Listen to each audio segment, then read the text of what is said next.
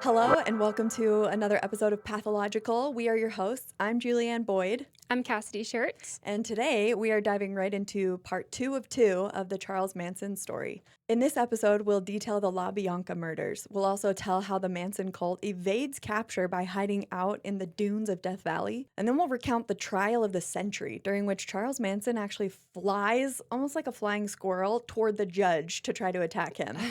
And finally, we'll share the personality test and psychiatric analyses that are done on one of America's most infamous cult leaders, Charles Manson. See you in a second.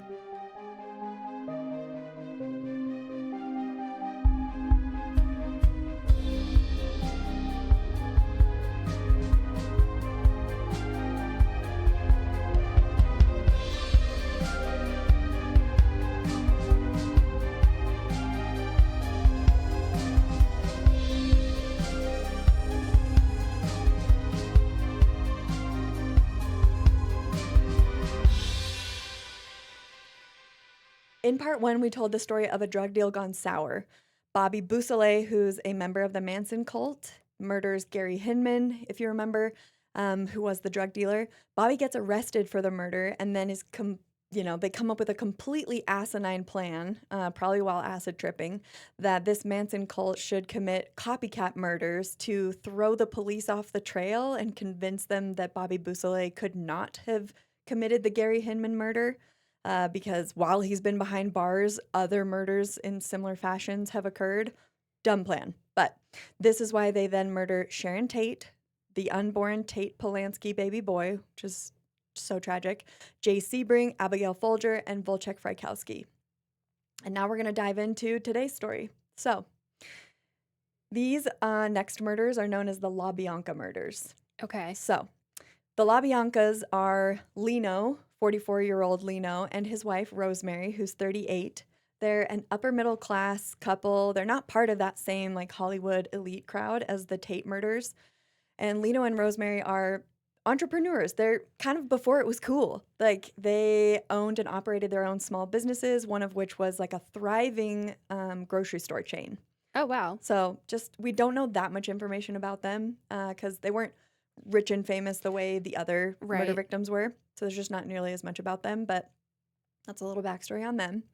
And I'm just going to trigger warning, we are jumping right in. Yeah. So the LaBianca murders. Here I go. On the night in question, the couple has returned from a trip. Rosemary is in her bedroom getting ready for bed while Lino, her husband, is on the couch reading the newspaper. Meanwhile, Charles Tex Watson, who they call Tex, Yes. because he's from Texas, Susan Atkins, Patricia Krenwinkel, Lisa Kasabian, Leslie Van Houten, and Stephen Clem Grogan are driving in what seems like a directionless route at first. Mm-hmm. But then the girls start to recognize the area that they're driving in, and as they pull onto the street of the LaBiancas, the girls in the car recognize the area as, oh, we've been to many parties here. I know where we are. And it is a neighborhood in Los Angeles known as Los Feliz. Okay. Charlie and Tex go into the home of Rosemary and Lino before anyone else goes in. So Lino has fallen asleep on the couch, and Rosemary is asleep in their bed. Okay. They catch them completely off guard. What a nightmare. Mhm. Literally my worst fear. Truly. Oh my gosh. Charlie and Tex immediately begin to tie up Rosemary and Lino with leather cords. I saw images of them. They look kind of like shoelaces made of leather. And Manson brought those with him to the crime scene. So you can imagine those would be very hard to get out of, leather cords.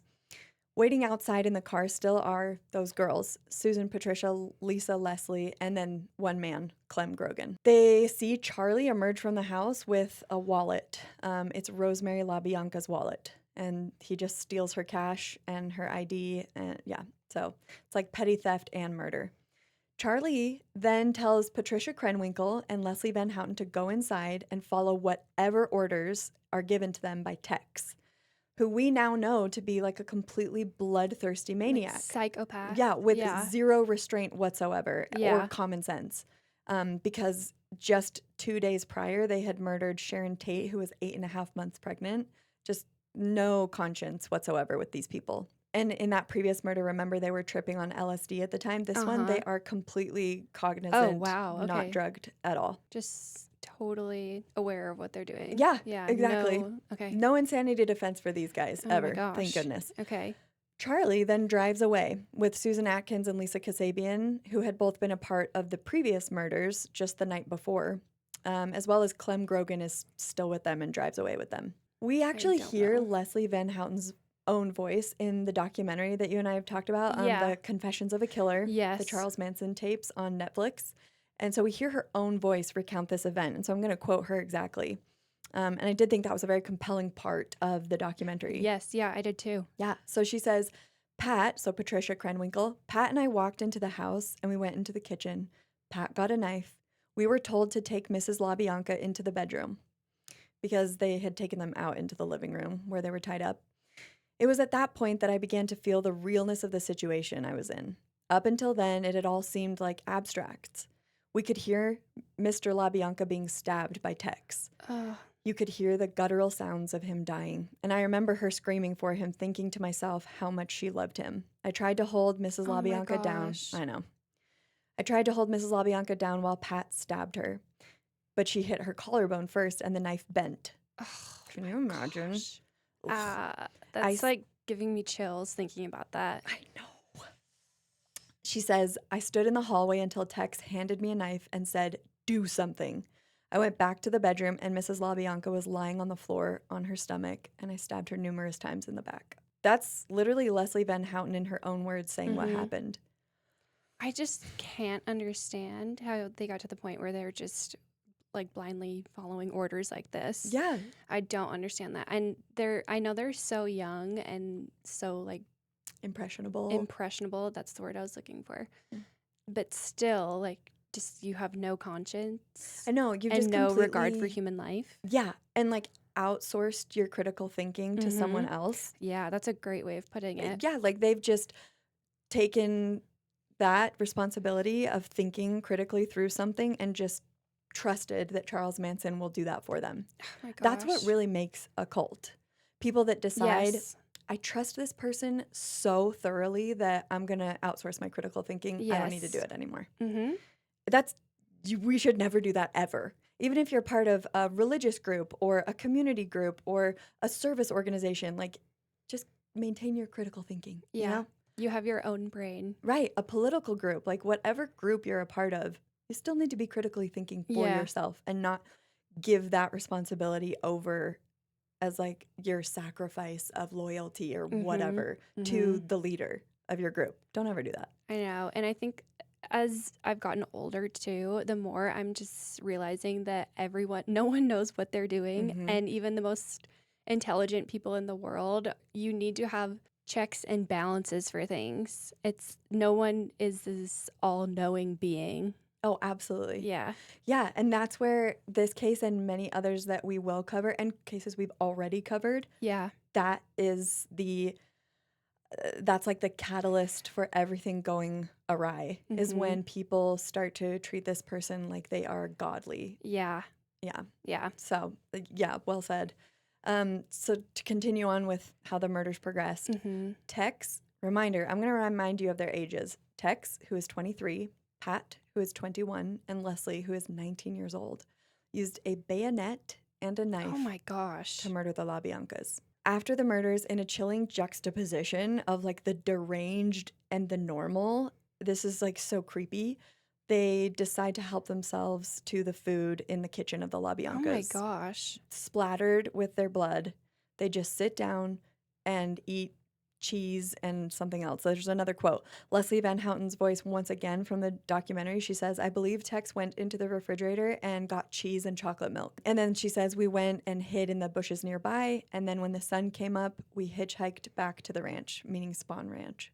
I hope you got a stomach ache from that. I know. hope he's lactose Also, intolerant. Truly, like that's such a dairy-rich meal. Like, Yeah. yeah, I hope he just farted his way home. Yeah. Oh my gosh. Yeah, it's so Senseless. yeah. Deranged is the word I chose Yeah. at first, and it just is so bizarre to combine like eating a little snack with I just murdered these people with a knife and a bayonet and slaughtered them in their own No, home. that's like the definition of juxtaposition. Yeah, Yeah. it's really horrific. Yeah. When police entered the crime scene that day, because they committed the murders in the middle of the night, so like just several hours later, Mm-hmm. August 10th, they saw the same type of scrawlings on the wall of the home of the LaBiancas as they had seen in the Tate murders. However, totally different jurisdictions. These were not the same cops.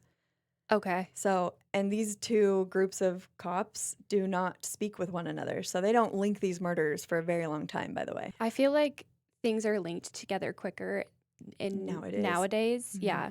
But back in the day, even like not even that long ago, it took so long to connect. There's like, I'm so grateful that there's so much more access to Quick like, communication. yes. But even in recent years, like FBI not wanting to share their findings with CIA agents and like police, law enforcement, local law enforcement. I know there's reasons for that, but I feel like there's got to be a better way for these different organizations to communicate with each other and like quickly. Yeah, and I hope There's that a so lot of much- it's not like a pissing match. Like Yes. we don't want to divulge the information, the intel that we've gathered so painstakingly and like devoted our resources and or like want the salaries. credit for it. Right. Yeah. Yeah. I think a lot of it has been that. Mm-hmm. Not just the technology, like disallowing their communication back then. I think a lot of it can be egos. Yeah. So, Absolutely. yeah. The police enter the crime scene on August 10th and they see the words "rise" and "death to pigs" written in the blood of Lino and Rosemary LaBianca on the walls. On the refrigerator, they see written in blood one of the murderers misspells actually the title of the Beatles song "Helter Skelter." Oh, yeah. That they allege is like this race war that is Mm-hmm. impending, and they actually misspell it like Heelter Skelter. Big dum-dums can't even spell. So Healter instead of There's like HEL. a clear lack of intelligence. Yes. Yeah. And maybe education. Like a lot Yeah, of them yeah, that's right. high yeah. school dropouts Mhm. or didn't drop out of high school, but shortly after just were drifting. Illiterate, Yeah. probably. So the writings eventually help police link the slayings of the Mhm. Tate Polanski home killings and the LaBianca home, but not, like I said, not for a while. Rosemary LaBianca had been stabbed 40 times. My And we talked last gosh. episode about how to stab someone takes an immense amount of force. Mm-hmm. So it's brutal and you're right up in their space. You have to be intimately close to Yeah, this that's person. what's so weird about taking their this life. story is stabbing is one of the most like personal ways to kill someone. Mhm. And that's what you see a lot of like domestic partners that Yeah. kill their partners. It's always like a stabbing or like a romantic partner or like that's one of the most intimate ways to kill someone. Yeah, because you're And you're within looking inches of them right in the eyes. and And it takes so much force. you're and up it's close. watching typically them. like out of passion. So it's just so odd that that was their I MO. wonder if it's because they must have just really loved this Bobby Beausoleil guy. Like, I don't know. I wonder if that was the quote unquote passion side behind it, where Mhm. they're just like, I'm doing this for a cause. True. The cause is releasing my friend from prison. Yeah. I don't know. I don't know. As if that's any sort of excuse. It's not. But I wonder if that's where their minds were at. Maybe. That's a Yeah. good point. Her husband, Lino LaBianca, had been stabbed multiple times, but I didn't see a specific number. He also horrifically had a knife found shoved down his throat Oh my gosh. when the police found him, and the word "war" had been carved into his abdomen using a two-pronged grilling fork, like the kind that you use to flip Oh. burgers or something. So now fast forward to August 16th, 6 days after the murders. The Manson family does actually get arrested soon. However, it has nothing to do with the murders. Okay? I'll tell you What? why they get arrested. Okay. It's so like they barely got away with it. And then it happens again. And so I'll walk you through how this happens and how they Okay. finally, 3 months later, finally get indicted for the murders. Oh my gosh. But in the meantime, they do get arrested, just not for the murders. The Manson family this whole time has had, over these like 2 years that they've been organizing from 1967 to 1969, Mhm. they've had this side hustle where they steal car parts anywhere they can find them. Okay. Broken down cars on the side of the road. They're like siphoning off bits and bubbles from the cars and retrofitting dune buggies, Oh. which I had a friend when I was little that used to think they were doom Ah, buggies. They're dune buggies, like sand dunes. Like yeah, yeah. they're made to like be able to drive on the sand. And then buggies, of course, comes from like Volkswagen Beetles that are also called bugs. So they use like the chassis, like the body part, the chassis and the engine of the VW Bug, and then just like retrofit that onto, and they use the engine of the VW Bug, Okay. and then they use that on like these like sand dune worthy tires. And Okay. so they've got these like really fast moving dune buggies, and that is why they get arrested because they have this like auto theft ring going on. They arrest almost everyone on the ranch, by the way. But this sucks. On a technicality, after the arrests occur on the arrests occur on August 16th, but this is the technicality.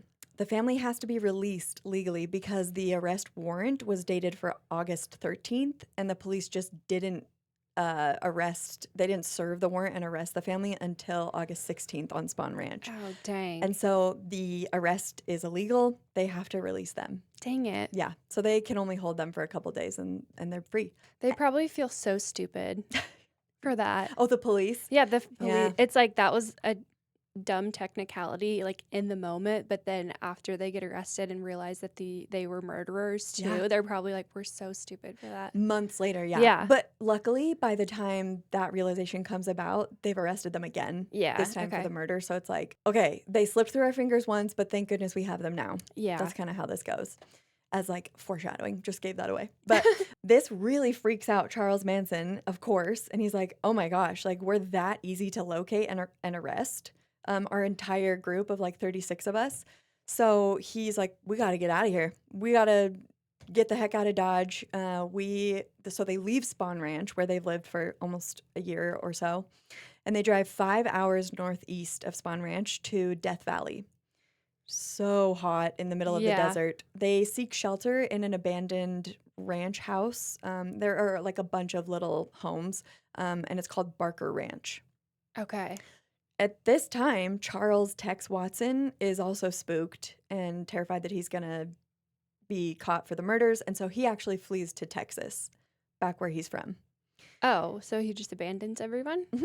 Nice. Yeah, just be the one that Nice. commits, like with your actual hand, you commit the worst of the murders and then you just take off. Yeah. Okay.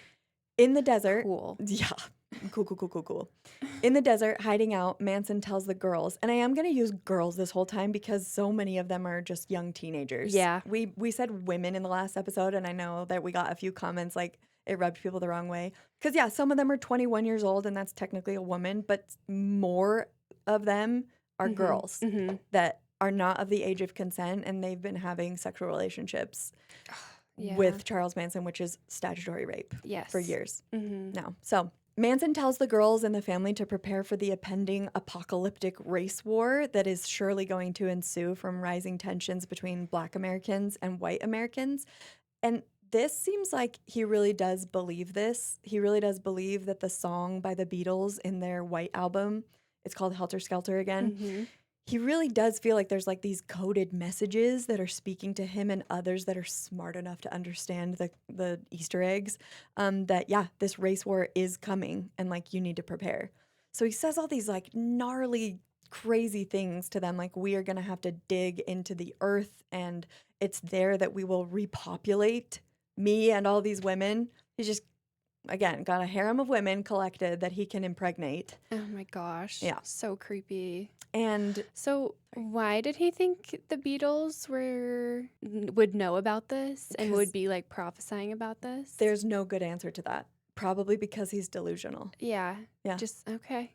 So, I was just curious about that. yeah.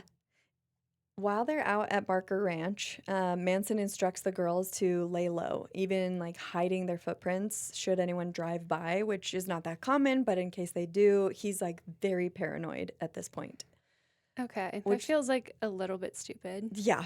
But later we're going to dive into his like personality assessments that he did while in prison. It's kind of interesting. And he No, is I'm absolutely actually paranoid. Extremely interested in that. Yeah. I think a lot of times when we're talking about these cases, we don't have like full psychiatric evaluations that we can look at and see their official diagnoses. So I love when We have his. we actually have the information, I the agree. precise diagnoses. Yes. Yeah. And that is why we're so drawn to these cases. It's it's just kind of fascinating. Very fascinating. So he's telling the girls to lie low, hide, and it's also during this time that he's teaching them how to defend themselves for the race war, bestowing a buck knife to each girl. And according to Stephanie Scram, one of the girls that gets interviewed in the documentary, she says, "This would be our way of protecting ourselves when the world would come crashing in on us. You would take the knife and you'd stick somebody with it and be sure to wiggle it around to get any organs that you could get, and then and that would be sure to kill the person."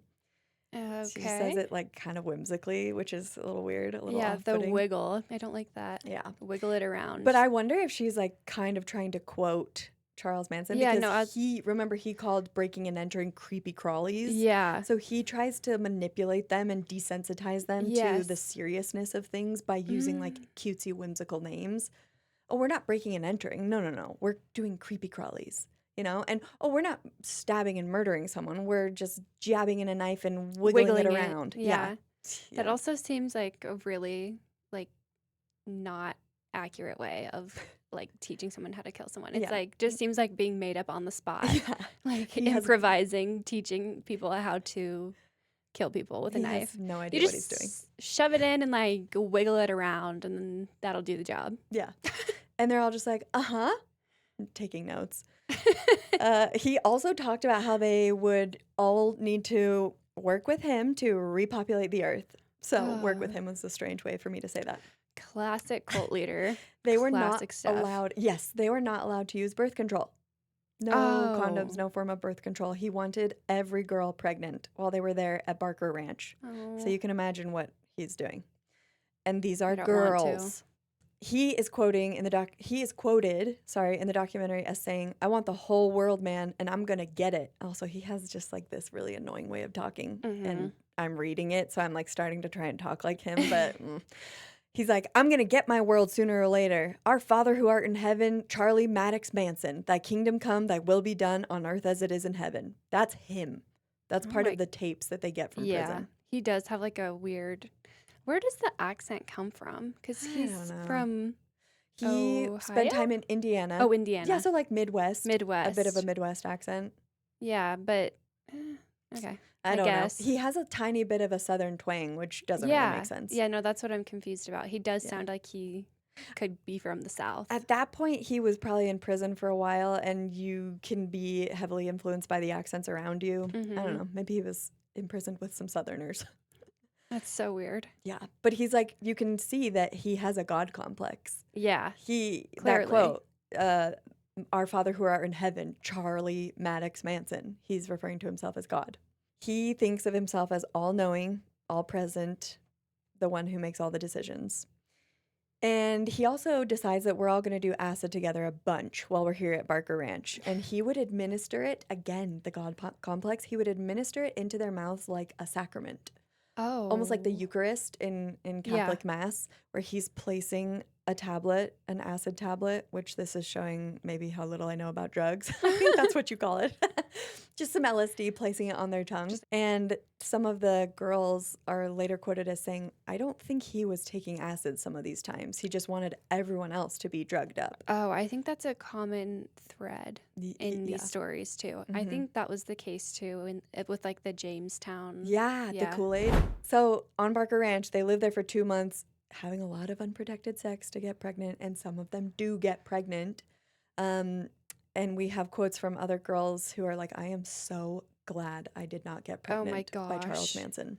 Yeah, because at the dodged time, a bullet. Yeah, oh my gosh. At the time, I wanted nothing more than to be pregnant by this man who I thought was God.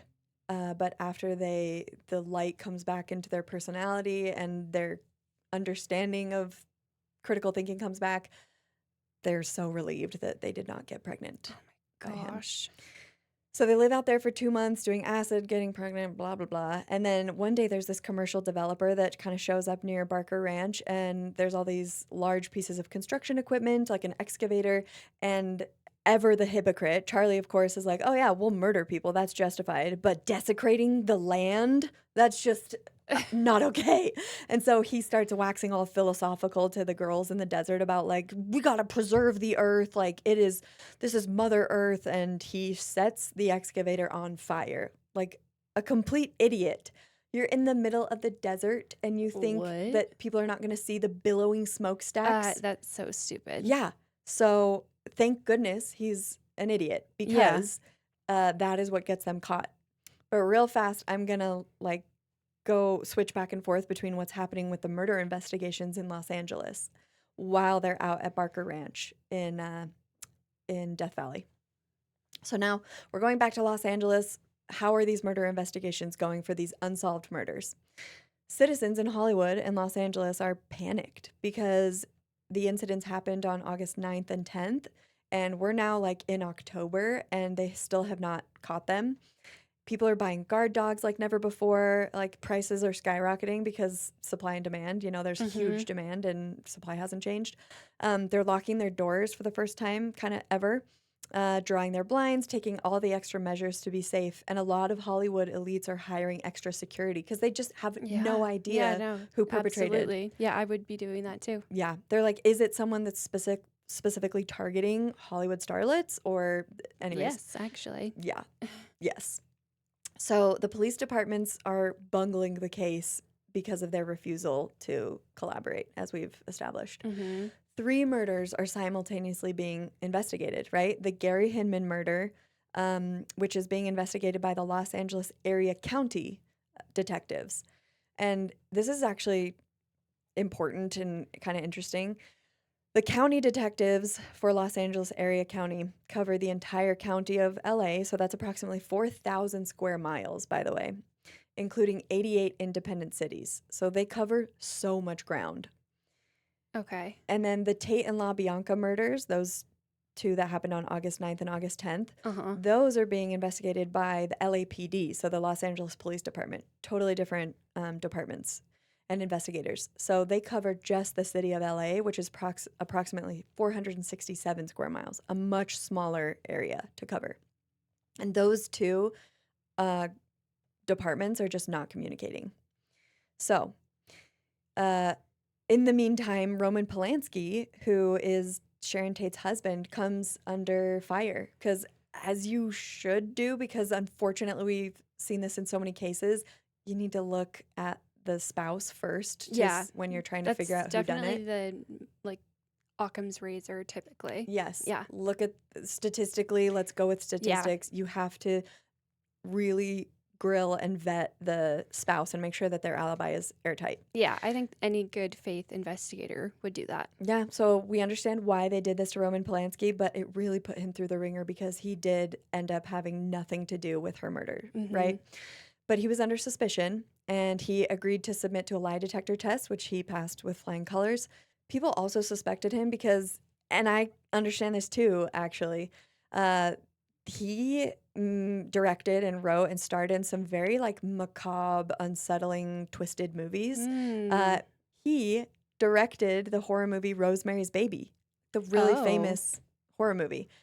And I'm going to like recap the storyline because I've actually never seen that one. Okay, I know it's like a very famous movie. I haven't seen it either. I know. I feel like we should watch it this Halloween. Let's add it to our list. I'm going to do what I have done in previous years and make a Halloween calendar. Ooh. Where I do like a scary movie every night the week leading up to Halloween. And then I always do like a palate cleanser Halloween episode from comedy, like sitcoms, like Friends. Oh, I love The doing Office, that. That's a great idea. Parks and Rec. We should make Put it on your calendar. Let's do it together. Okay. No, we should. I was going to say we should make a calendar and like post it on the Instagram. Oh, that would be cool. Yeah. So people can like watch Join along. us. Okay, Yeah. that's cool. Yeah. Join us for our really creepy week leading up to Halloween. That's what Halloween's for, though. It is. That's what it's for. By the end of the week, like I have to sleep with all the lights on. Yeah. I really do. And if anybody shuts the door too loudly, it's like really jarring. So, Roman Polanski directed the horror movie Rosemary's Baby, and it is suspiciously parallel to the storyline of the life that Roman was now living. A movie synopsis of that 1968 horror drama, Rosemary's Baby, is a young wife comes to believe that her offspring is not of this world, and she and her struggling actor husband moved to New York City, where they live in an apartment with next to a couple that has an ominous reputation, Roman and Minnie. Their Okay. names are Roman Oh, and Minnie, and his name is Roman Polanski. Roman is not a very common name. Mm-mm. When Rosemary becomes pregnant, she becomes increasingly isolated, fearing that both her husband and the neighbors plan to use their baby for evil rituals, as they're a part of a satanic cult. She Oh attempts to my escape gosh. and seek help, but is ultimately trapped by those she trusts, and it just devolves from there. There's some parallels, right? Yeah, Like yeah. they're in the movie business. She's isolated while she's pregnant. And do you remember Sharon Tate, while pregnant, was kind of isolated because Roman Polanski was traveling a lot, and Uh-huh. that's why they asked Volchek Frykowski and his girlfriend Abigail Folger to live with them. So Mm-hmm. two quote unquote neighbors or Yeah. roommates. And so it's just like That there's is a lot of weird. suspicious overlap. Yeah, totally. So I totally understand. yeah. And right now in real time, the Clancy case, there's so many people that have all these conspiracy theories. And I guess just a word of caution to us and other people, like it's like interesting to have these conspiracy theories, but it is really hard for the people going through their life has just been completely destroyed and the Mm-hmm. person they Mm-hmm. loved the most was just taken from them. And so when these vicious conspiracy theories come for them, if they end up not being true, how devastating that is. And it Yeah. happens in so many cases. So I don't want to totally place blame on people that are coming up with these theories. Like I understand the draw to that, but I guess just a layer of empathy Yeah. for the person, Patrick Clancy in this case, if he didn't do it, Yeah. trying to just It's remain like open minded. the concept of apophenia that we talked about in the last episode. Yes. Yeah, it's like drawing parallels between Things that things are that are completely unrelated. yes, yeah. Exactly. That's exactly what was happening. Apophenia was what was happening between Rosemary's Baby and the death of Sharon Tate, Roman Polanski's wife. Mm-hmm. That's good. Good callback to the previous episode. Not only were some of these news articles about Roman Polanski and about how he might have committed the murders, but there were lots of tabloid articles that were just vicious about Sharon Tate herself and how she may have brought Oh. on this murder somehow. Huh? It's horrible. She's 8.5 months pregnant, and people are starting to place blame on her for being murdered. Like, What? was she having an affair and it was a jealous lover, or just Oh my really gosh. sad That's really lies sad. being circulated in Oh the my tabloids? gosh. During a press conference, Roman Polanski chose to hold because of this. He's like, I have got to set the record straight and shut these people up. Yeah. He was like sick of it. And I watched the video. There's like a snippet of it on the Confessions of a Killer documentary, but I Mm-hmm. went and found the full thing, and it's really just it's a tearjerker. And I did like literally tear up because this poor husband has just lost his wife and his unborn son. And he says, I can tell you that the last few months, the last few years I spent with her, Sharon Tate, were the only true times of happiness in my life. And facts which will be coming out day after day will make a shame out of a lot of you newsmen who, for selfish reasons, are writing unbearable things, horrible things about my wife. All of you know how beautiful she was. She was one of the, if not the most beautiful woman in the world, but few of you know how good she was. She was vulnerable. She couldn't refuse a friendship with anyone. She had innumerable friends. And you can just feel the sincerity in his voice as it trembles, and it's just a really kind of heartbreaking video of him, especially now that we know so Yeah. many more of the facts. We know like they were blameless, Yeah. and yet they were having their reputations dragged through the mud. That's really upsetting. Yeah. Back again to Manson's cult living in Barker Ranch. So we've seen what's happening in Hollywood. They're not making any headway in the case. People are terrified. Roman Polanski has been blamed for his wife's murder. It's chaotic and horrible. So now at Barker Ranch in Death Valley, Stephanie Scram and another cult member named Catherine Kitty Lutzinger, so they call her Kitty, they begin kind of nostalgically recalling the comforts of home one night when they're all like sleeping under the stars just on the dirt. Mm-hmm. They're talking about like Thanksgiving dinner and Baskin Robbins ice cream. And they both realize at the same time, like kind of looking over at each other, like, we're homesick and we should get out of here. Like, this is sketchy. You think? Yeah. Uh, in fact, they say in the documentary, Stephanie Scram says, the dream that I had thought that this would be about the hippie commune that we were all going to live on, this was not what I had signed up for. I got the feeling that Kitty wanted out too. So the two decided to make a break for it one night, and they knew we cannot get caught or we will be killed. Yeah. So it was a life and Terrifying. death Oh my decision gosh, this is so to scary. escape. Yes. They escaped the Manson cult They're so brave. and lived Oh my to tell the gosh. tale. Yeah. I know. And they're young teenage girls. That took so much courage. Yeah, absolutely. They decided the night that they were going to escape, they like planned it ahead of time and decided to sleep just a little further on the outskirts of the camp where everyone was sleeping so that they could slip away in the middle of the night unnoticed. Scram says, I don't even think we had shoes as we were running away.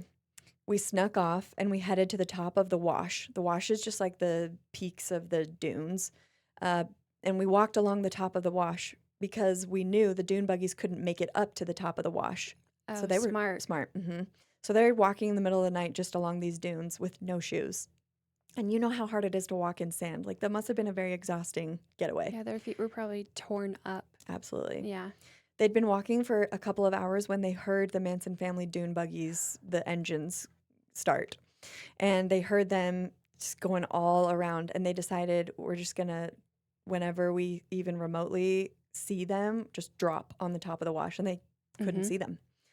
She said that they were scared to death. A fellow Manson acolyte, Diane Lake, who went by Snake, and she, if you remember in the documentary, they interview her. Yes. She recalls of the women's escape. Manson had us all beating the bushes for these girls late into the night. I felt the vibe that if they would have been found, they would have definitely been killed. So Scram and Lutzinger walked through the night until they finally found a road where they encountered law enforcement, and they were able to get picked up by a police officer and get out of there. She says, we got out of there just in time. So you remember that they lit the excavator on fire? That happens right around the time that Stephanie Scram and Kitty escape. And so Kitty and Stephanie are able to tell the police officer that they're staying at Barker Ranch and there's a whole cult and that they're just sketchy and they're a little bit afraid of being killed by the members. And then around that same time, the law enforcement is called out to Barker Ranch because of larceny, grand larceny. So authorities raid Barker Ranch on October 10th, 1969. We're almost exactly 3 months from the murders. Okay. And again, they are not arresting them for the murders yet because Stephanie Scram and Kitty didn't really necessarily know anything about the murders because they were not a part of them. Yeah. Remember, only a couple members of the Manson cult were a part of the murders. Right. So you said like 4, yeah, right? yes. Maybe 5 because it's 4 girls and Tex. Oh, So yeah. 5. 5 out of the Out of 36. Yeah. According to the book Helter Skelter, The True Story of the Manson Murders by a man named Vincent Bugliosi, we don't know that name very well right now, but you will know it very intimately in just a little bit. Okay. So he writes this book and he says, while they're all in jail awaiting the date of their arraignment, and remember, the whole cult is in jail for grand larceny, setting the excavator aflame. On November 1st, 1969, Susan Atkins confesses details of the Tate LaBianca murders to her cellmates just to like show off that she's some big shot and she's not afraid of anybody. Yeah. My gosh. They were in jail for grand larceny and probably would have just gotten like a slap on the wrist, like maybe a year in jail tops, and probably still gotten away with the murders. But because of her big fat mouth. Oh my gosh. It's literally Susan Atkins' fault that they get Shout implicated. out to Susan, though. I know. Well done. Well done, Sadie. Sexy Sadie. She's the one that used to be the stripper. Yeah. And she's the one that just like creepily like makes all these like creepy faces to the cameras. Which, do you remember this week, Lindsay Clancy trial? Yes. The reporter that was doing that and like winking at she from Vanity Fair. She got taken off that case. She can't report on that anymore. So weird of her. So weird. I've got to deep dive into that again later. No, why did she do that? Unhinged. I have absolutely no idea. Anyways, back to the topic at hand. Susan Atkins confesses to some of her cellmates, Virginia Graham and Veronica Ronnie Howard, who immediately report this to prison guards. So good on them. And later, they are brought as witnesses in the trial of Susan Atkins. And they say of Susan Atkins' confession, We were talking about acid trips, all of us, and all of a sudden Sadie, Miss Atkins used the name Sadie Glutz when she was arrested, so they thought her name was Sadie, told me she had done just about everything there was to do and that nothing would shock her. I said I had too, and she said, I bet I could tell you something that would blow your mind. She's such a middle school, freaking loser. Yeah, no, she thought she was about to flex on her. Yeah. And then everyone's like, whoa, okay. It's like the kid that takes the joke to a really dark, scary place, and you're like, ha, you know, like everyone's just like joking around, Yeah, and no, someone for takes it too far, sure. and you're just Yeah. like, oh my gosh, are they a murderer? Yeah. So she's that kid. And she was a murderer. Truly. And so Veronica and Virginia continued to testify, saying, then she told me that she was at the Tate murders. Sadie said Sharon couldn't believe what was happening to her. She had a look on her face that she couldn't believe it, and Sadie said she begged for her life and the life of her baby. When I asked if Sharon screamed, Sadie said yes. When she screamed, it was something to her, Ms. Atkins. It was like a rush through her. When she screamed, she'd stab her, and she kept stabbing her until she stopped screaming. She explains and corroborates this in her own book that she writes. Susan Atkins writes a book called Child of Satan, Child of God. And she recounts how Manson taught the girls of the cult about remorse and guilt. So listen up. Oh my gosh. Okay. Mm-hmm. Guilt. So this is Charles Manson speaking, right? And she quotes this in her book. Guilt. Look at guilt. What is guilt anyway? It's just something mommy and daddy put in you to control you so that you would do whatever they wanted you to do. If you didn't do what they said, you felt guilty about it. Well, listen, I've told you this over and over right from the beginning. There is no such thing as guilt. You don't got to do what mommy and daddy say to do anymore. You're your own person now. You just do what you want to do. Do what you do and don't think about it. There is no guilt. Guilt is all in your head. They're being brainwashed with this ideology that guilt is stupid. It's a form of control. It was something that your mom and dad used to control you, to manipulate you. And meanwhile, this is where he's projecting. He's accusing their moms and dads of controlling them, which is exactly what he is doing. Oh my gosh, true. Projection is like a huge tactic for cult leaders. Yeah. They speak out loud the tactics they themselves are using, but they pin it on someone else to gaslight and to like warp people's perception of reality and be like, you're right, I have been being controlled my whole life, and this is true freedom. Yeah. Like, absolve me of guilt, of remorse. I'll just do whatever he says. And that is controlling them. Yeah. Oh my gosh. How nice would life be if it was like actually like, guilt's not real. You know? Okay. But also, Yeah. like, it'd be kind of nice, but also like the world would be on fire constantly. Yeah, no, which it of kind course. already Of is. course. Like if I could just live my life and not feel bad about anything, like I feel like I'm just imagining like a Simpsons clip where it's like the episode of like the it starts with an R where people get like lifted up into heaven. Does it start with an R? the rapture. The Rapture. It's like the Simpson episode of the Rapture, and like the world is literally on fire, and people are just like throwing furniture through windows, and other people are like getting lifted up into heaven. And Lisa Simpson starts getting lifted up into heaven while the rest of the Simpsons are staying on the ground. And Homer, her dad, is like, "Hey, where are you going?" And just pulls her back down. Anyways, that was the ADHD. Like, oh, that's what I imagined when I said the world is on fire. That's funny. I thought of SpongeBob.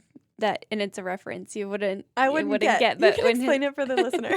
Well, if you know, you know. There's it's a classic Apocalyptic, episode. like. Well, no, it's inside his brain. It just like suddenly breaks and everything catches on fire, and they're like emptying all the file cabinets and throwing everything out, and like just his brain is burning. Oh, that's There's funny. a bunch of SpongeBobs inside his brain that are just like, yeah. Oh, that's like after having a baby.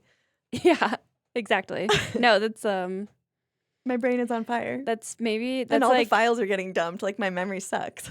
Yeah, no, it's SpongeBob. That I actually am like, that's a great depiction of what the inside of my brain looks like at all times during the day. Me With little kids. Yeah, me with little kids. Beef is so stupid. I don't know if kinda Meef love has it. even like Do people even caught know? on that much, but that's something that's in our family culture that's really It is seared in my brain.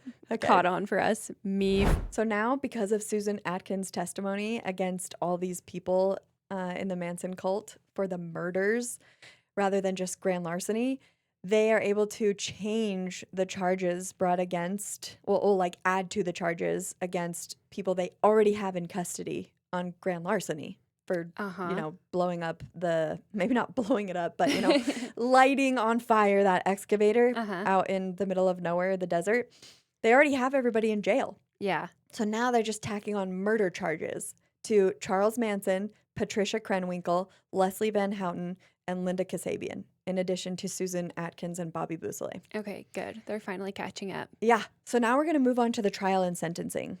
There are parts of the trial that are completely unhinged. Like, this is a crazy trial. Yeah, yeah. Okay. So the prosecutor for the district attorney's office, who's prosecuting all of these defendants and trying to get them behind bars, is Vincent Bugliosi. And guess how much he guess how much he weighs. That's not what this is about.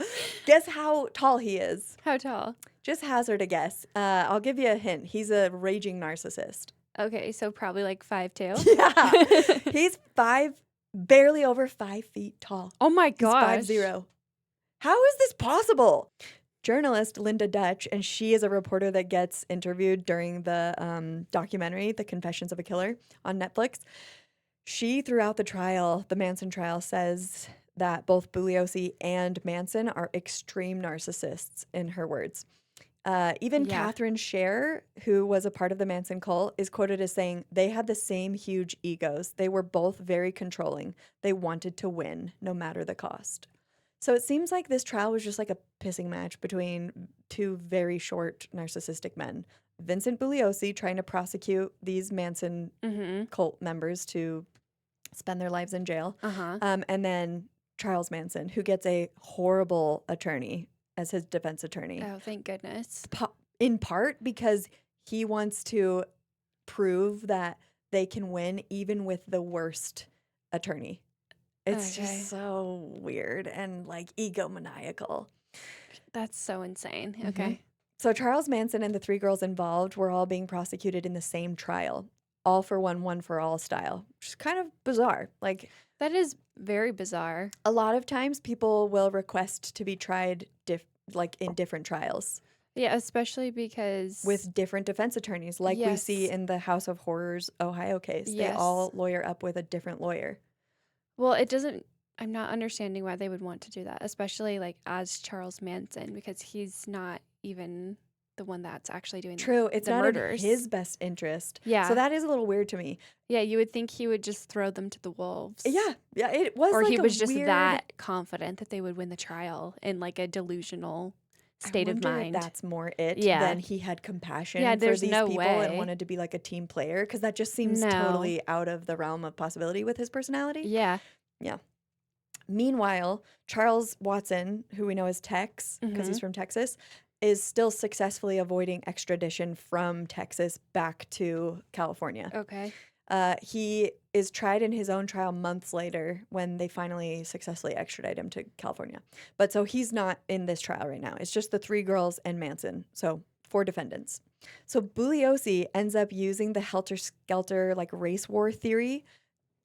And it is kind of a farce. That's not really why they committed the murders, right? They committed the murders to get their buddy, Bobby Bousselet, out of prison by throwing police off the trail. But Bugliosi knows, okay, I've got to come up with something that really gets buy-in from the jury members so that they don't just convict the 3 girls and Tex. I also want Charles Manson to rot in jail or even get the death penalty for this. And so that's why Bugliosi like really hits hard on the helter-skelter race war theory, that's why they committed these murders and wanted to pin it on the Black Panthers and then start a black versus white race war. But that's actually we know that's not really true.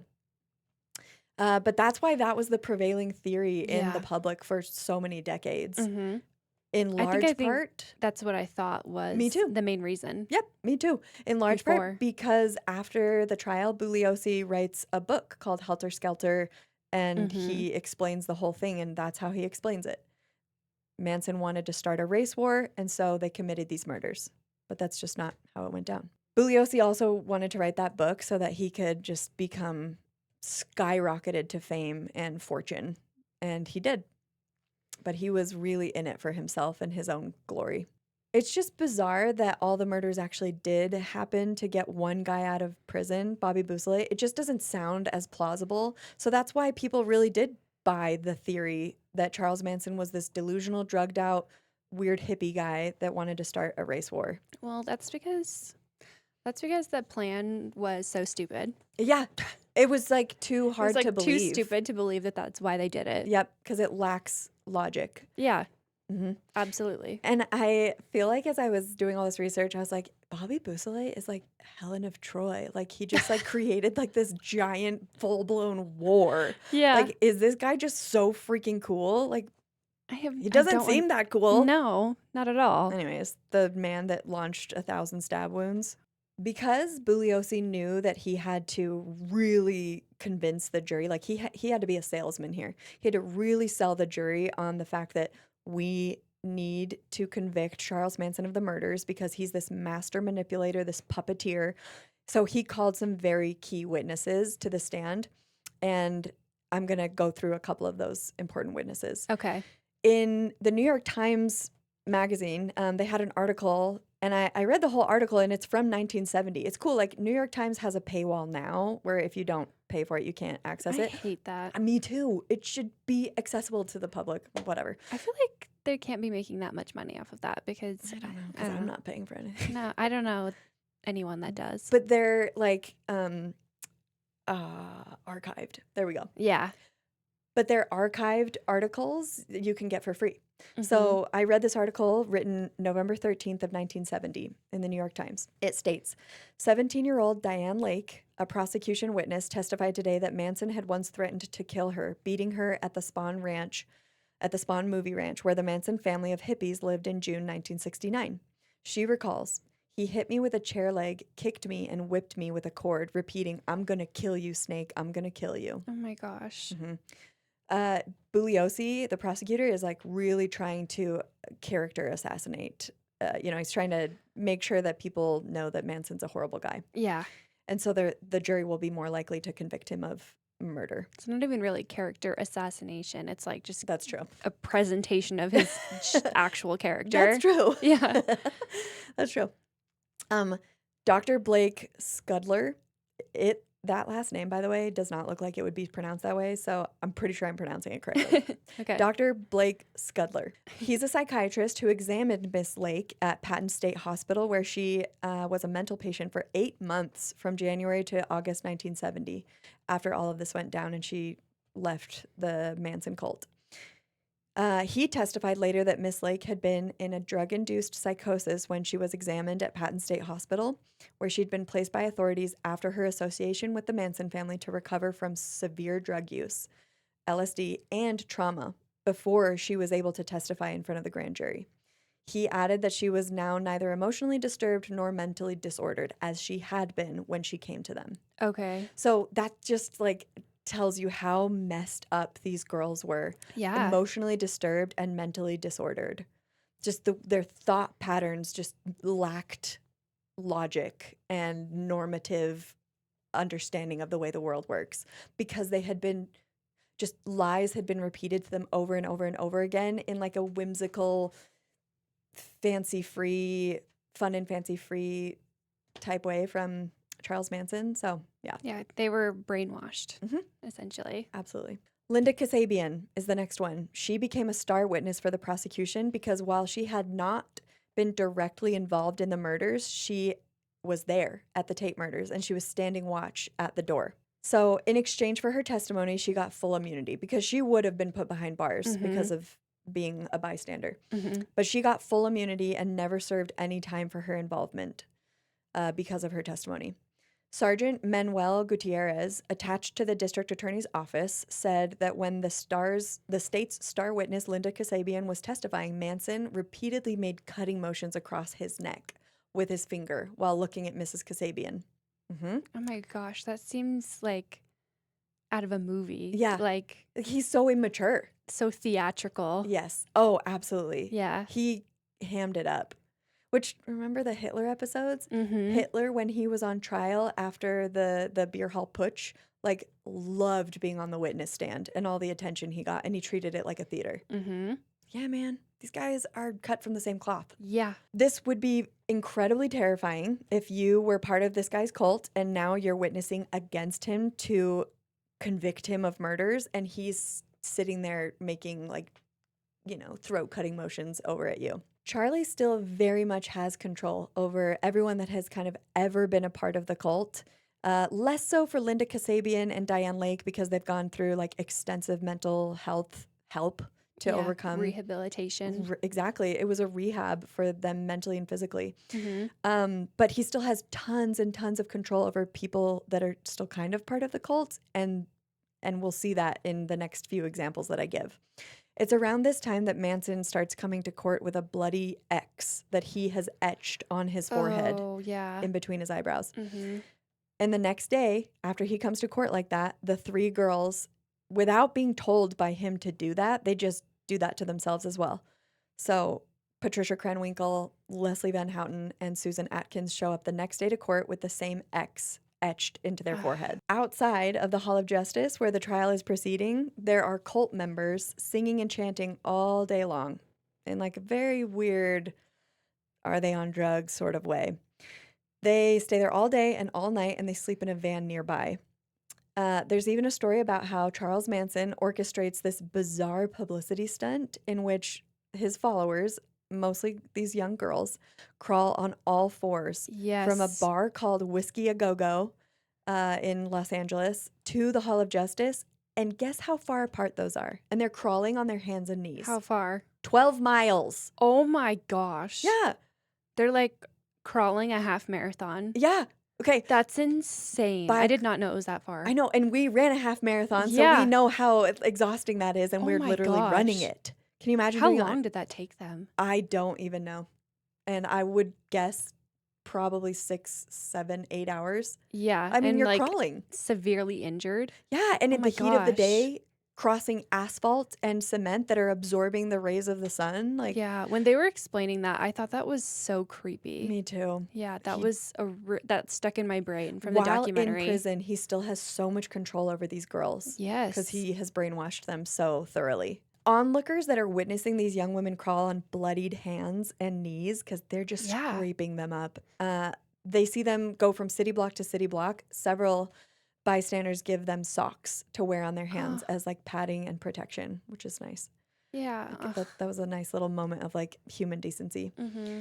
One of the girls later describes the excruciating pain of crawling that extreme distance on their hands and knees, especially because they started the crawl with LSD in their systems, and it wore off within a few hours. So they completed it just totally sober, of quote unquote clear mind, like not really clear minded because they're brainwashed. But yeah. No, there's the image of like girls crawling down the sidewalk, bloody and it's devastating, disheveled. Yeah, like that's such a creepy image. It is. Yeah.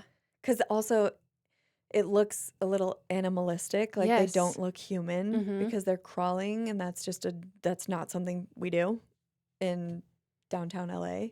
Okay, a story from the trial that just was insane to me is, according to an October 6th, 1970 New York Times article, which wasn't behind a paywall, got to read the whole thing. During week 22 of the trial, it says, last Thursday, Manson began acting erratically, singing and shouting at the judge and jury. He's just like a drunk pirate, just like, wah, just like being insane. And he starts saying to the judge, "Are you going to use this courtroom to kill me?" The judge told him to be quiet. "The minute you find me guilty," I know, he's just like, "Be quiet. The minute you find me guilty, you know what I'm going to do to you, don't you?" asked Manson. "What are you going to do?"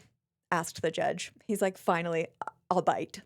After a long pause, Manson said, "You know." He's I don't know what his IQ is, but it doesn't seem very high. Yeah. Judge Older orders the defendant, who seems to be cringing back in his chair, to stop talking. "You order me to be quiet?" Manson shouted angrily. "While you kill me in your courtroom, I'm a human, and I'm going to fight for my life one way or another." I will have you removed if you do not stop, the judge says. I'll have you removed if you don't stop, Manson says back in a snappy tone. I have a little system of my own. There's a brief pause. You think I'm kidding? Manson shouts. Oh. He's taunting this judge. Yeah. He went to the top of the defense table like a cat, perched on a fence or something. And with a pencil clutched in his hand, he immediately jumps headfirst from the defense table toward the judge's bench 10 feet away. Luckily, a husky deputy sheriff threw him across the table and knocked Manson sprawling toward the floor. He's so insane. As he screams, "In the name of Christian justice, someone should cut your head off." All in front of a shocked Judge Charles H. Older, 2 other deputies dogpile onto Manson. So now he's got 3 deputies on him dogpiled, and they were able to get the pencil away from his hand. Manson looks up at the judge, and in a warning tone, he says, "Don't let me get the jump on your boys." Okay. It feels like the kindergarten games, the games I played on the playground in kindergarten, where it's like, I'm going to be the pink Power Ranger and I'm going to pounce on you. And just like these really silly threats. No, He that's just, so embarrassing. it's arrested development. He never developed beyond a certain level of maturity. And his level of maturity has been arrested at 10 years old. Yeah, low maturity, low intelligence, and high delusion. Yeah. Great ratios.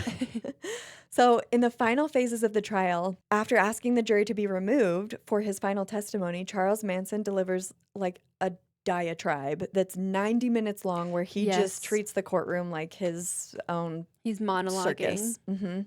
And he talks about how he's been a victim of society his whole life, how his followers have also been victims of society. And he says, "These were your children. You threw them away and I picked them up," which there's a tiny thread of truth to that, where he spent so much of his life in these really terrible, reform schools where he got beaten and sexually assaulted mercilessly. That is horrifying and not okay. And systemically that needed to change.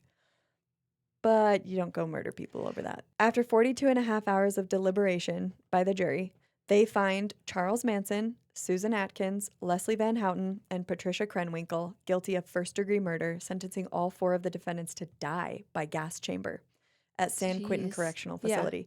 I know, they were using gas chambers. Which, again, that feels like a callback to our Hitler series. Did not realize I think I knew that that's how they did the death penalty previously, but I kind of forgot about that. Yeah. After receiving the death penalty in 1971, and by this time, by the way, Tex has also been tried and convicted of murder for the Tate and LaBianca murders. So after they all 5 of them receive the death penalty, their sentences have to be commuted to life imprisonment in 1972 because the death penalty is invalidated by the U.S. Supreme Court. Yeah. So it's in California, it's no longer legal. Yeah.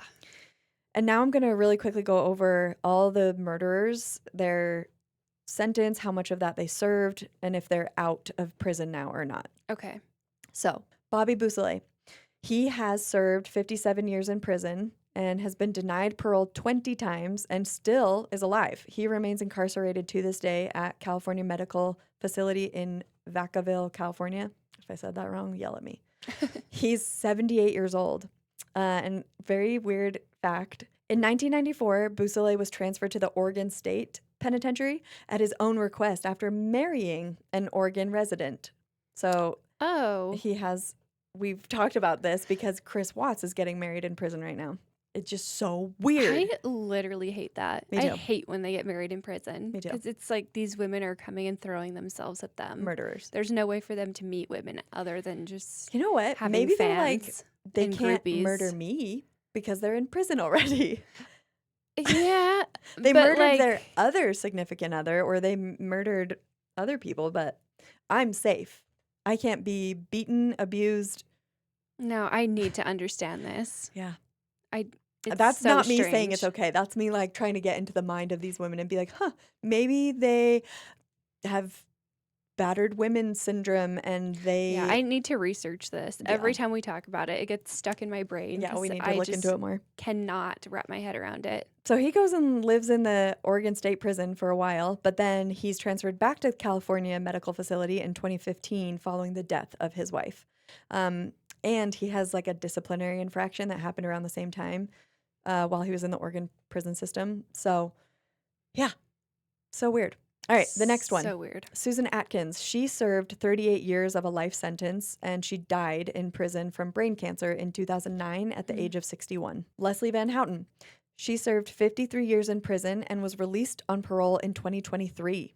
It was Oh, like whoa. hotly debated whether or not she should be released, by the way. Yeah. She is now 76 years old and living in a halfway house somewhere in California.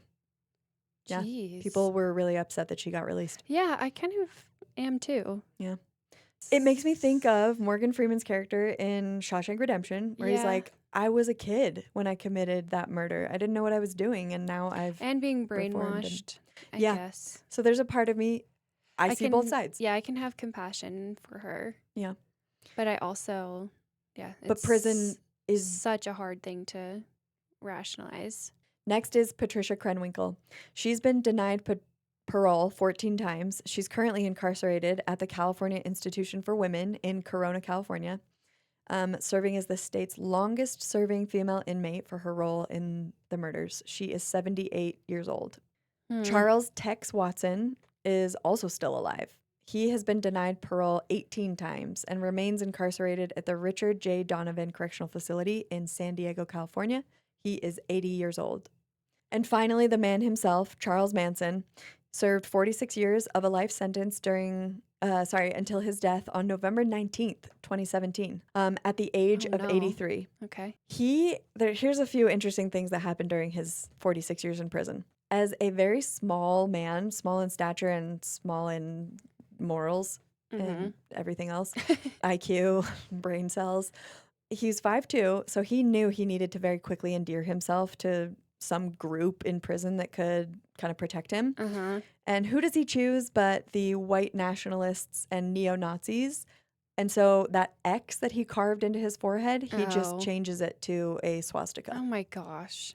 While in prison. And just endears himself to those groups strictly because he needs protection. That whole time, not once does he display even a speck of remorse for his part in the murders. And he is quoted, he's incapable of it. Yeah. And it's still a choice. He is capable of it if he chose to, you know? He is choosing not to feel any remorse or empathy. He says, "Ain't you understand? I ain't guilty of anything." And that is quoted in the documentary. Yeah, you might not feel guilty of anything, but you are guilty. Objectively, you are guilty. Yeah. It doesn't matter what you think. According to the law, you are guilty. Yes. And that is how society functions. Not according to your brain. It's according to the standards we set for society. Yeah. In 2014, at age 80, Manson obtained a marriage license to wed a 26-year-old visitor. Oh my gosh. Okay, but listen, this is actually kind of great. Named Afton Elaine Burton, who went by Star. The 90-day license expires in early 2015 without the ceremony taking place because, and these are reports that surfaced later on, it's reported that Manson calls off the wedding because he finds out that his bride-to-be only wants to marry him so that she has the legal rights to his body when he dies so that she can put it on display and make money off of it as an attraction. What? Kind of sounds like they deserve each other. Who's paying to see that? I don't, well, you know, like Ripley's Believe It or Not. I guess. They have like museums where you can see all this weird stuff, shrunken heads, things like that. So, and like the body exhibit. Have you ever heard of that or seen that? Where you're seeing human bodies that have been donated to science. Yeah. And they're like laid open in different ways. Yeah. I mean, people like to see kind of macabre, morbid things. I guess. So, and then, Mao Zedong was cryogenic. How did they preserve his body? I don't know. But however they did it, they froze his body and it was on display in the mausoleum outside of Tiananmen Square in Beijing for a very long time. Oh, I don't know if that's still a thing, but yeah, people want to see that stuff. Creepy. So That's really creepy. But yeah, the marriage didn't go through, so darn it. People can't see his body. Oh my gosh. The last two little tidbits from prison. His death certificate listed the immediate cause of death as cardiac arrest with underlying respiratory failure and metastatic colon cancer. So they just categorize that as natural causes. And then Okay. lastly, he spent a total of 55 of his total 83-year life incarcerated in reform schools when he was younger. And then, of course, the final long life sentence. Yeah. And when he was younger. Yeah. It's a big chunk of his entire life. The majority. Yeah. Yeah, the majority of his life. So now the last part we're going to talk about before we end the episode is Charles Manson's personality test and his Rorschach test, like the ink blot test. Okay. Just kind of interesting stuff. The ink blot test, I feel like some people don't take it as seriously as others. The science behind it is a little iffy, but I still thought they were interesting. Just as kind of a warning to people, I guess not warning, but this part is going to be more chit-chatty, more like speculative on our part, as well as giving real results. So I'll kind of try to delineate those for people, like when am I reading real results versus when we're hypothesizing what we think. So, okay. Yeah. In her documentary that I mentioned in part 1 quite a bit, the girl Sophia Maddox. Oh, yes. The documentary is called My Grandfather Charles Manson. The then 22-year-old Sophia Maddox met with a doctor named Dr. Shug. That's like such a great name. Like it's Schug. That's so cool. Yeah, no, I like Shug. it. I feel like it's Shug. Anyways, he had done the test on Manson himself. So he has met and interacted with Charles Manson. And in 1997, he administered something called the MMPI-2, or the Minnesota Multiphasic Personality Inventory 2 test. Okay. It is a widely used psychological test that helps mental health professionals evaluate a person's mental health and personality traits. It consists of 567 true or false statements and usually takes around 60 to 90 minutes to finish. And I'm going to just read a couple example questions. One of them is, evil spirits possess me at times. True or false? Okay. No one seems to understand me. True or false? I am very seldom bothered by constipation. True or false? What? Yeah, there's just like a lot of. Yeah, interesting. I find it hard to keep my mind on a task or job. True or false? Oh, true. I seldom worry about my health. True or false?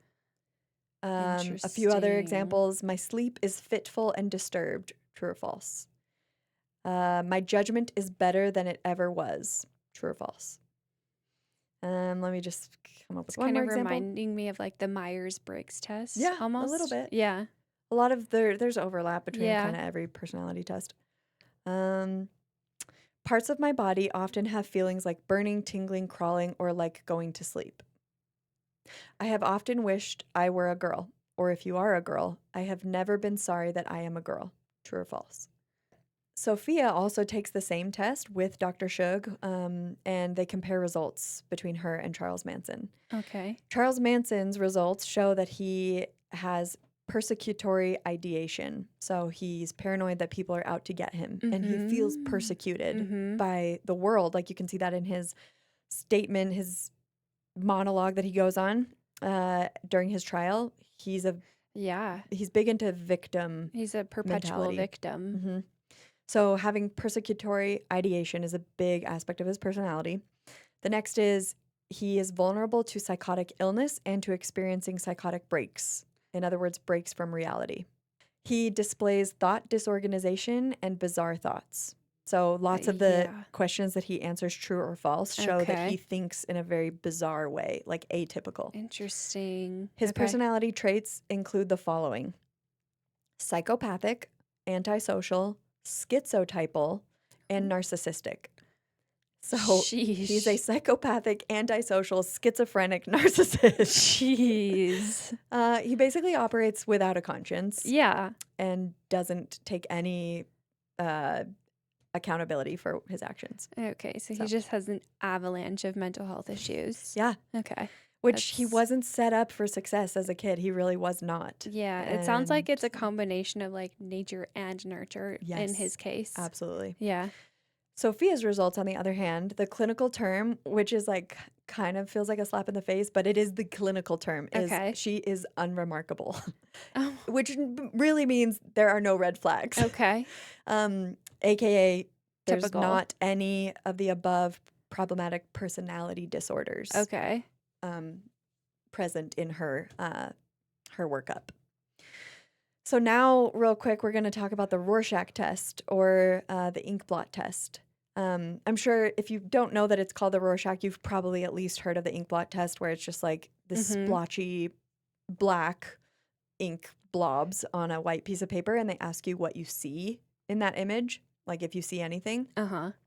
It's named for its creator, Swiss psychiatrist and psychoanalyst Hermann Rorschach. He developed the ink blot test a long time ago, actually, in 1921, to study human perception, thought patterns, and personality traits. It shows a person's patterns of thought and determines whether they can be categorized as conventional or unconventional. Yeah, I feel like you see this ink blot test like depicted a bunch in movies and TV shows. Yeah, I feel like you're right. I feel like that's especially, why I'm familiar with it. yeah, especially like crime Uh-huh. TV shows. I feel like Mindhunter might have it, which that was an incredible TV show. Have you seen it Oh, yeah. on Netflix? Yes. I don't know why they didn't continue it. I know. First of all, it's got the guy from Frozen, so he's like incredibly. Oh, Jonathan also, Groff. yeah, Yeah. he's also the king in Hamilton. Uh-huh. He's so brilliant as an actor. So I think it's just a travesty that they did not continue He's with the season 2. Kristoff too. Yeah, from Frozen. Yeah. Yeah. The Rorschach test. Here are the results for Charles Manson versus Sophia Maddox. Charles Manson saw elevated levels of aggressive images in the ink blots. So he was saying he saw like monsters and lots of creepy things. He scored below average, showing signs of thought disorder and not viewing the world in a conventional way. That was his result. Sophia's responses to the ink blots were much more whimsical and creative. She scored way above average, which means she does not show like any signs of disordered thinking, and she sees the world in a conventional way. Okay. It was actually really sweet watching this part of that documentary because you can see the relief kind of flit across her face as she's like, okay, I'm nothing like this psychopath that I am descended from. And he has not touched my personality with his evil. Yeah, I can imagine finding out that you're genetically related to such a notoriously evil Hitler human being. or Manson or Ted Bundy. Uh-huh. That And- would be earth-shattering. Yes. Yeah, it would make you question who you are Yeah. in a really big way. If my genetics came from this person, am I screwed? Yes. And then I would have this thought like, should I procreate or should I like do the world a service and like stop it Yeah. at my stop the lineage here? Like, I don't want to create another human being that could be capable of these things. Dr. Shug, by the way, looks kind of like Penn and Teller. Like he has like this long, like really hippy dippy hair. And do you know who Penn and Teller is? No, I was they're about to like say. the magicians. You definitely know who they are. Oh. Really tall guy with a ponytail and really short guy that never talks. And they're magicians. They're kind of like comedy magicians. Yeah, I just looked them up as we were saying that. So he looks like the taller one, which I think is Penn. Uh-huh. So yeah, just for a visualization for everyone. Yeah. But at the very end, I found this quite interesting, and I just want your thoughts on this, and I want to explore this myself. Dr. Shug says to a very emotional Sophia, she's crying at this point from relief and also just, the trauma of finding all of this out about her grandfather. He says, "I've never once met a monster. I've talked to people who have done unspeakable things, but I've never met a monster. I don't think your grandfather was a monster. I think he was very complex." I thought that was interesting. I was like, okay. I think this is a doctor trying to stay very objective and take into Clinical, account two things can be true at once. He had a brutal, horrific childhood, and that doesn't make any of this okay. He also had all of these personality disorders, like really going against him. Psychopathy, antisocial personality disorder, schizophrenia, narcissistic personality disorder. Uh-huh. Yeah, I thought that was a weird comment. I was like, I don't know if I agree, man. Yeah, that's really giving him the benefit of the doubt. But I also think it's interesting, like, I think maybe it is important for us to not call these people monsters because it puts them in a different class of human and Yeah. almost absolves them of guilt because their behavior is expected from a Mhm. monster. If you're a monster, you're expected Yeah, to do true. monstrous, horrible Yeah, things. that's true. You know what I mean? Yeah. Mhm. So as I've been thinking about this, I'm like, okay, I actually kind of agree. Like, I don't think we should refer to these people as monsters. We need to refer to them as people because they have free agency like all the rest of us. And they chose time and time again to do horrible things. And that's on them. They Yeah. used their freedom of choice to be horrible people. They're not Well, monsters that like landed on planet Earth from a different planet. I that don't is know. true. What are you thinking? But I'm still going to call them monsters. Okay. My thoughts had no impact on you. No, Just kidding. I think they turned themselves into monsters. Yeah. Well, with that happy thought, yeah, I thought it was really fascinating doing all this study. Yeah. We hope you guys enjoy these deep dives with us. We have many more coming up, and we'll see you on the next episode. And feel free to follow us at Pathological Pod on all social media platforms: Instagram, TikTok, YouTube, and Spotify. Cool. Bye. We'll see you later. Bye.